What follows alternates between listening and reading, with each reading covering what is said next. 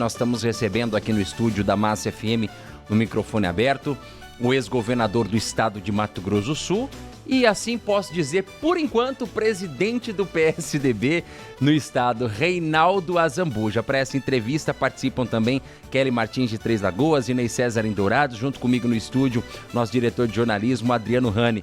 Reinaldo Azambuja, chamando de governador, muito bom dia, obrigado pela sua presença.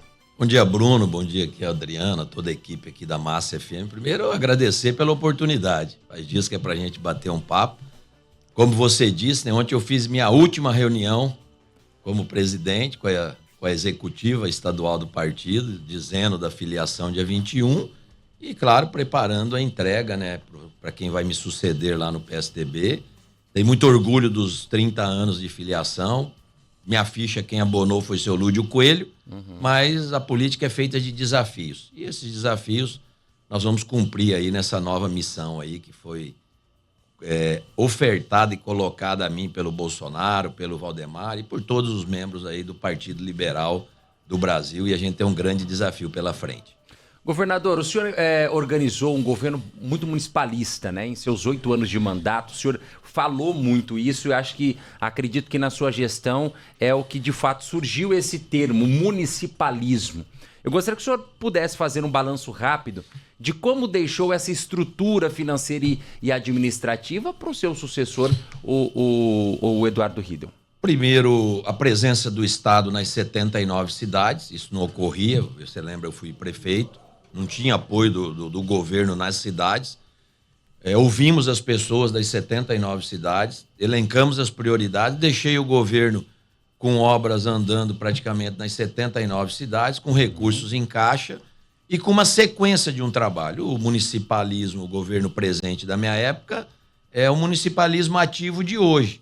O governador Eduardo Riedel continua presente nas 79 cidades, com investimentos, com obras estruturantes, e é você dividir responsabilidades. Então, eu acho que é um programa inédito, foi premiado agora. Não sei se você acompanhou, o CLP premiou o Mato Grosso do Sul pelo MS ativo, que é a extensão do governo presente, é o municipalismo, é a estrutura de governo presente nas 79 cidades. E eu acho que o resultado foi muito bom. Aproximou as pessoas dos municípios com o governo do estado e juntos a gente dividiu a responsabilidade de executar obras, investimentos e parcerias que foram importantes para o desenvolvimento local. Certo. Eu vou chamando Kelly Martins ao vivo no estúdio da Massa FM em Três Lagoas. Ela tem uma pergunta para o senhor. Kelly, o governador já te escuta muito bem aqui no estúdio. Olá, bom dia, governador. Seja muito bem-vindo à Massa FM. Governador, dado que o Estado é exportador e depende de 90% de sua arrecadação via ICMS e que a recente reforma tributária, ela vem unificando tributos e propondo uma nova lógica de repasse em destino, como que o senhor avalia, então, os impactos desta mudança na sustentabilidade fiscal de Mato Grosso do Sul? Na verdade, que ações o senhor consideraria fundamentais para preservar o equilíbrio das finanças estaduais diante da nova configuração tributária? Olha, Kelly, pelo que foi aprovado da reforma tributária, que muda o perfil, acaba ICMS, acaba ISS, transforma no IVA. IVA é Imposto de Valor Agregado, é no destino.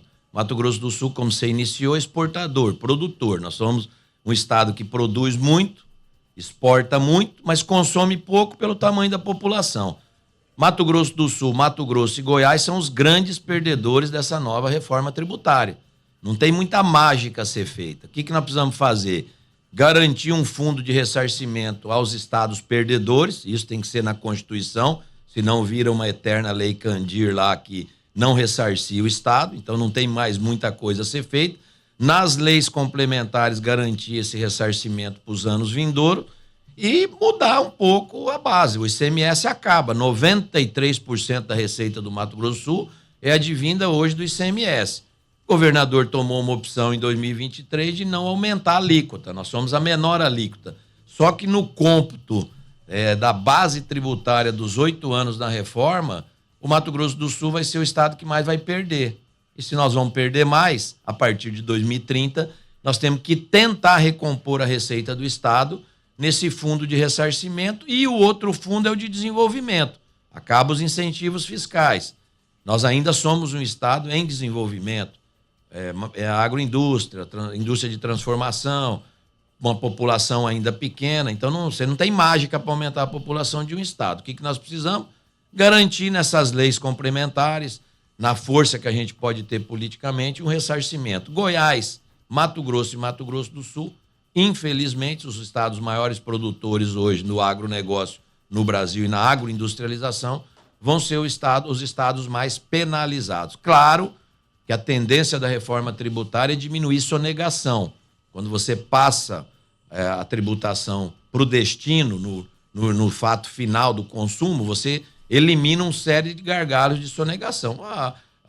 O espírito do fundo é aumentar o bolo tributário, diminuindo sonegação, para poder fazer uma transferência mais justa. Como nós temos uma base que vai ser pequena pela alíquota do ICMS menor do Brasil, nós podemos ter problemas lá na frente. Mas eu espero que a política do Estado consiga, numa lei aí e numa emenda constitucional, garantir um fundo de ressarcimento que atenda às demandas do sul-mato-grossense. Vamos à pergunta, então, de Ginei César, direto do estúdio da Massa FM em Dourados. Ginês. Governador Reinaldo, bom dia para o senhor.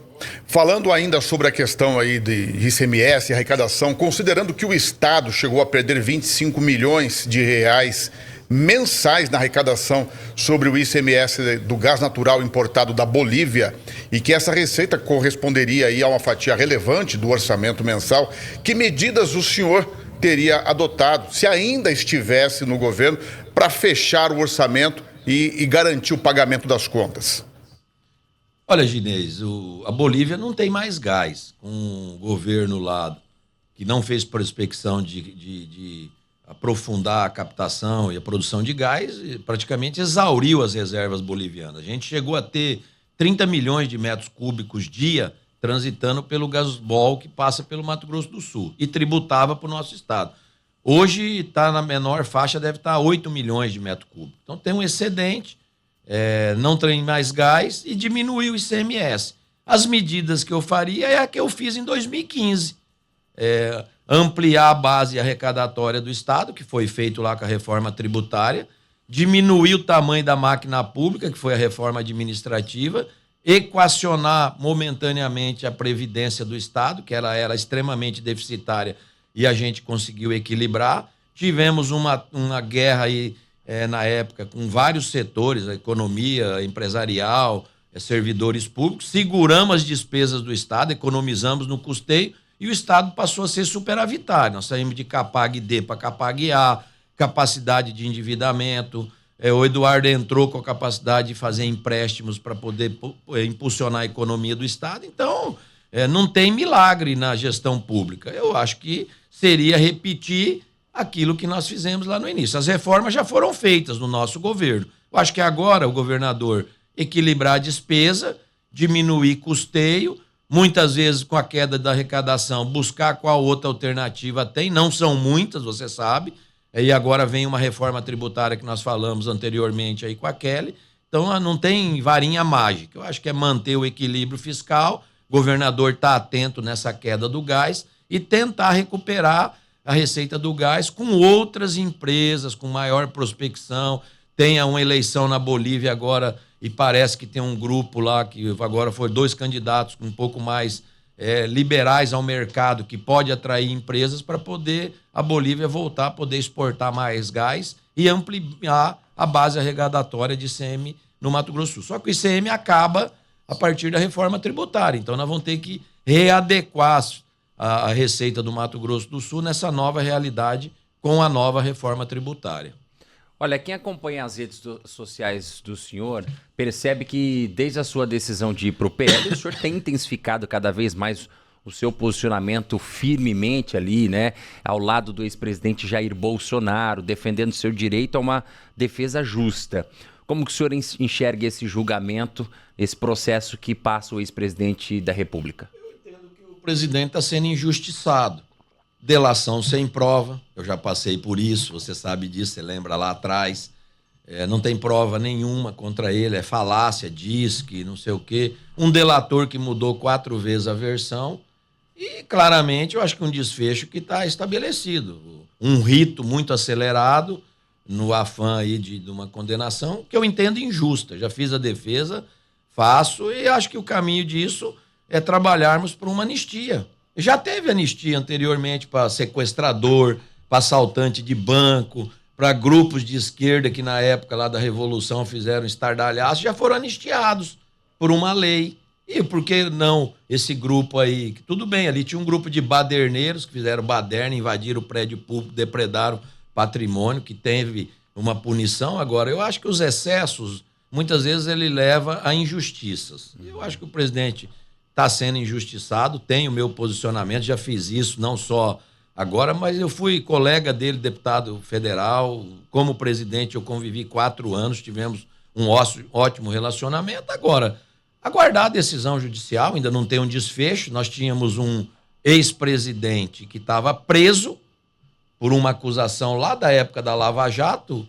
Bruno, e você se lembra, de repente o Supremo anulou toda a acusação. E ele pôde ser candidato e ganhou as eleições. Eu acredito muito que a democracia das urnas é a que estabelece realmente o que deve ser feito no Brasil. Então eu faço a defesa porque eu acredito que existe uma injustiça quanto ao ex-presidente Jair Bolsonaro. O Reinaldo, o Eduardo Riedel, o atual governador, ele sempre foi seu aliado de primeira hora. Como é que está essa relação política agora, né, que cada um vai caminhar para um partido diferente, né, daquilo que vocês já estabeleceram? E claro, a gente sabe que um ano antes da eleição, muitas conversas surgem aí, às vezes tentam até desestabilizar uma parceria entre vocês. Mas como é que está essa relação hoje? Primeiro, o Riedel é uma pessoa que veio para a equipe para ajudar a transformar Mato Grosso do Sul.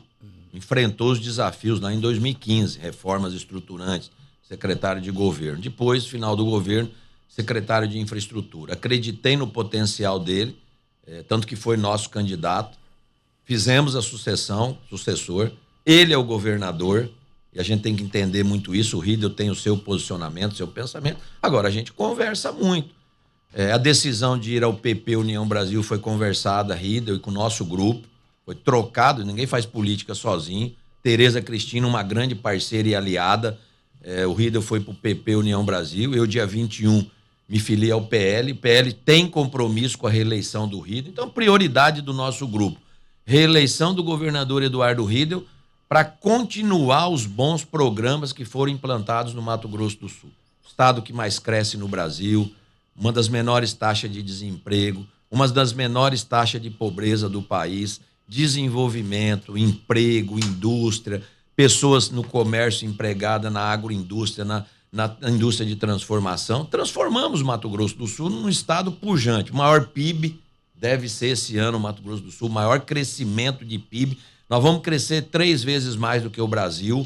Isso é importante. Então, essa política de desenvolvimento precisa continuar.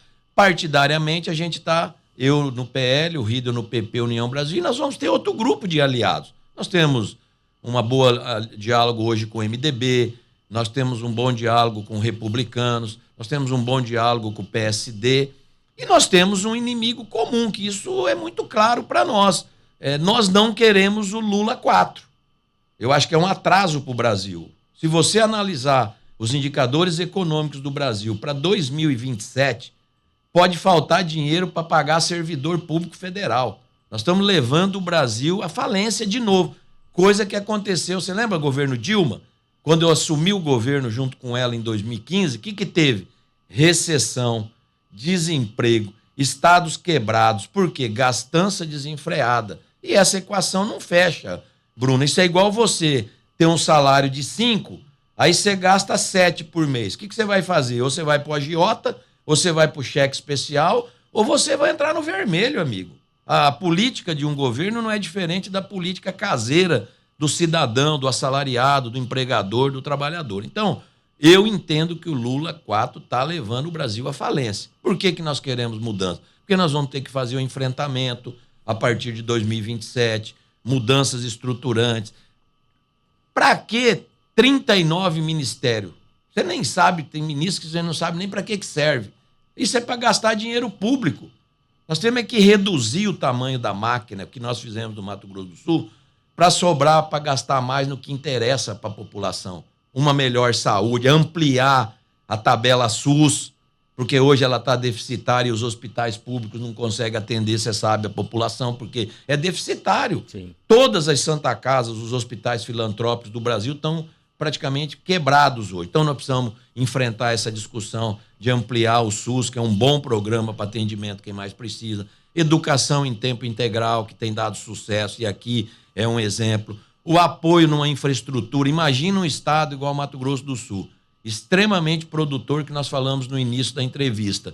Produz muito, mas não tem ainda uma logística adequada. Sim. A nossa hidrovia, nós estamos lá discutindo com o IBAMA, dragagem de 3 pontos, que pode ampliar a exportação de soja, de minério pela hidrovia, que é um transporte muito mais barato, e a gente fica discutindo essa discussão. Nós não vamos mudar o traçado do Rio Paraguai, nós estamos falando em tirar a areia do fundo do rio e jogar no barranco.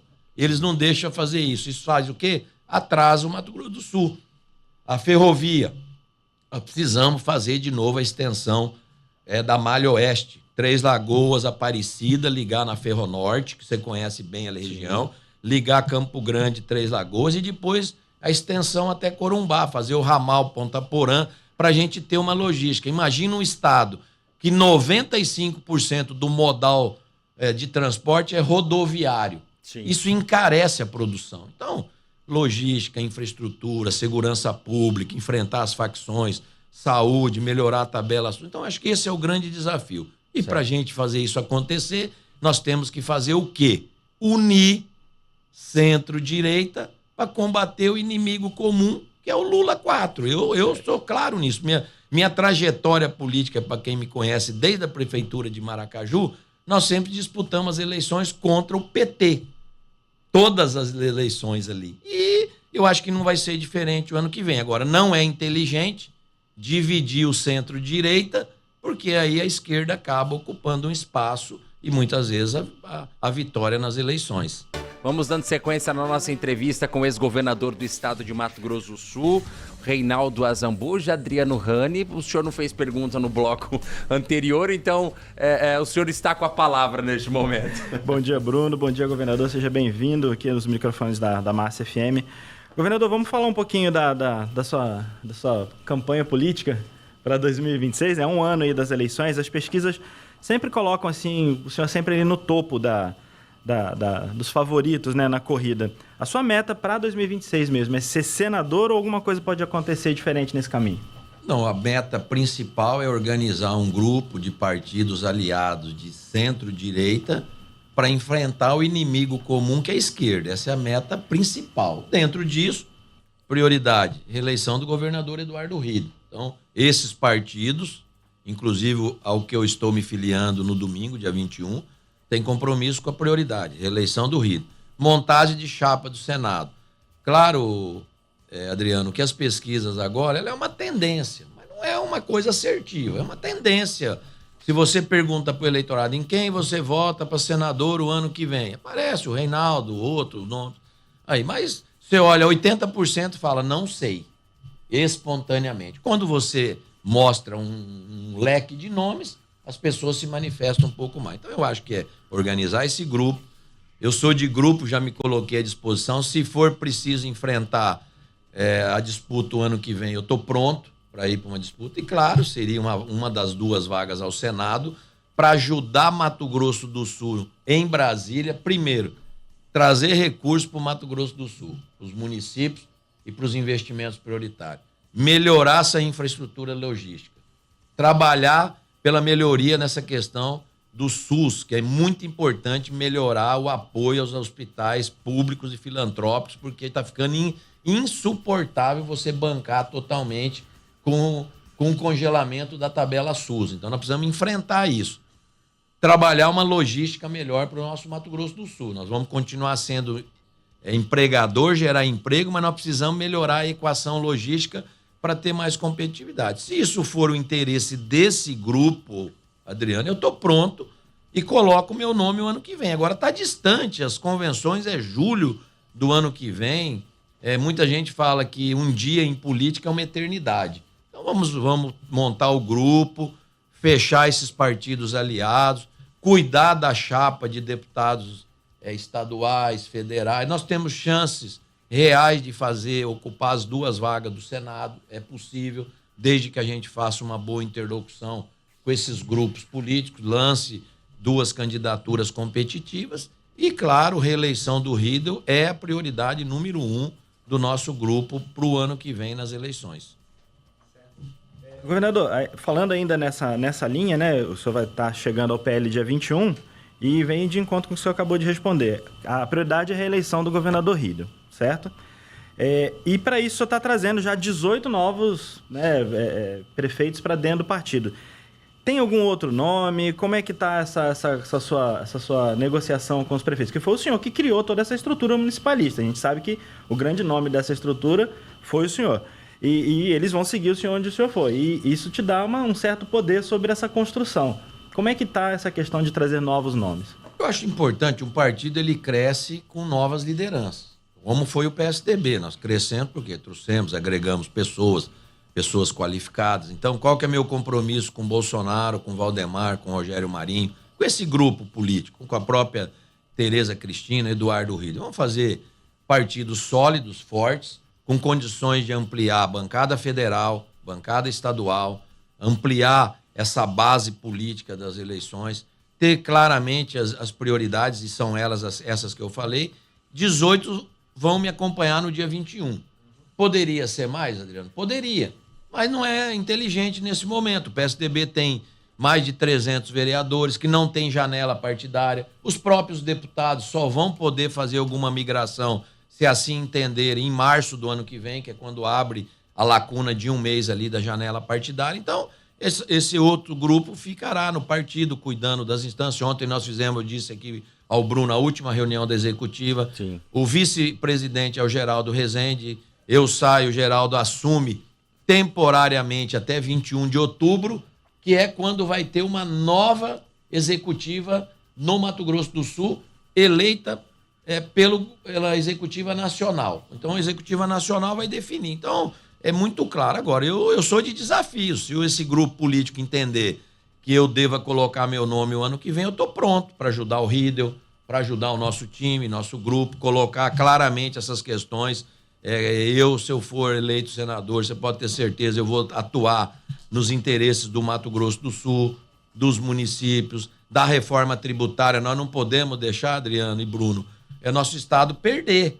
Porque se perder, perde todo mundo. Aqui é um jogo do ganha-ganha. Se a reforma tributária ela é prejudicial a Mato Grosso do Sul, a Goiás e ao Distrito Federal, nós temos que tentar preservar um bloco para o bolo tributário ser melhor dividido na hora de fazer o ressarcimento dos estados perdedores. Então, eu sou muito claro nesse ponto. Política assertiva, mas tendo como prioridade sempre a reeleição do Riedel. Eu acho que aquilo que está dando certo deve continuar. Eu tive a oportunidade de ser prefeito por 8 anos, governador por 8 anos, e acho que o Riedel merece continuar. Mais 4, consolida um trabalho, um desenvolvimento, estado que cresce, gera emprego, as pessoas têm oportunidades e bons programas na saúde, na segurança, na educação. Então, eu acho que é continuar esse modelo que tem dado certo e ampliar essa base. E aí, você sabe, eu tenho muita tranquilidade, vou para o PL para esse desafio. Não é para excluir ninguém, eu não quero tirar ninguém do partido. Aqueles que querem fazer um projeto de direita e centro junto para enfrentar o inimigo comum, que é a possível reeleição do Lula, eu estou pronto. Agora, tem uns que jogam contra, que quer fazer o gol contra, não é jogar a favor. Então, mas eu respeito também. Agora, nós vamos construir um partido liberal no Mato Grosso do Sul, tendo o apoio da Executiva Nacional, tendo o apoio que quem me convidou foi o ex-presidente Jair Bolsonaro, para construir um partido sólido para ampliar a bancada federal, a bancada estadual e, se possível, eleger senador da República pelo Mato Grosso do Sul. Governador, mais uma perguntinha, essa é um pouquinho de fofoca, né? Dentro dessa estrutura que o senhor acabou de falar, de dividir e conquistar, né? Que é uma tática romana antiga, né? Dividir para poder combater um inimigo em comum, que o senhor já declarou aqui, que é o 4.0. Existe alguma conversa com a força política que a gente tem, que é considerável no estado, que é o Capitão Contar, para fazer parte desse bloco? Eu tenho conversado com o Contar, o próprio governador Eduardo Rida, eu entendo que ele é uma liderança importante, né, da direita no Mato Grosso do Sul. E se nós temos um inimigo, muitas vezes, que é comum, Adriano, que você acabou de citar, que é a possibilidade do Lula 4, talvez é inteligente a gente estar junto no mesmo grupo, combater o inimigo que é comum. Agora, a decisão, claro, é pessoal dele. Eu, inclusive, falei a ele que seria um prazer ele estar lá no ato junto com a gente. Não é para filiar, mas é para participar no ato de filiação. Ele vai estar ali no meio de pessoas que têm carinho pelo que ele representa, de um líder da direita. Já foi nosso adversário lá no passado e hoje pode ser como outras pessoas. Eu dou um exemplo para você. A deputada Rose, ex-deputada, ex-vice-governadora, foi minha vice. Ela já foi aliada, foi adversária, e hoje ela tá no eixo de novo com a União Brasil, junto com o PP, dentro desse grupo. O ex-governador André Putinelli, que é uma liderança no MDB, nós já tivemos em palanques separados, né? Fomos adversários lá na eleição de 2014, depois na eleição de 2018, na eleição de 2022. E hoje a gente tem uma grande sintonia. Então, é inteligente, muitas vezes, você juntar essas forças que pensam como a gente pensa para enfrentar o inimigo comum. E a conversa com o Contar foi nesse sentido. Olha, não é inteligente eu e você e o Rida nós estarmos separados. Vamos nos unir para enfrentar a possibilidade do Lula 4.0 aí, como você falou. 7h31, conversando aqui com o governador, o ex-governador do estado de Mato Grosso do Sul, Reinaldo Azambuja. Governador, a gente quer agradecer a sua presença aqui, muito obrigado pela sua participação. E gostaria de, claro, deixar aí mais um minuto para suas considerações finais. Bom, primeiro, né, Bruno, agradecer a você. Lembrei lá, agora você me mostrou a foto lá de Carapó, lá quando você me entrevistou em 2015. Exatamente. Ainda eu tinha uns cabelos pretos, né, naquela época. Ter o Adriano aqui, nosso diretor, toda a equipe da Massa, muito grato pela oportunidade.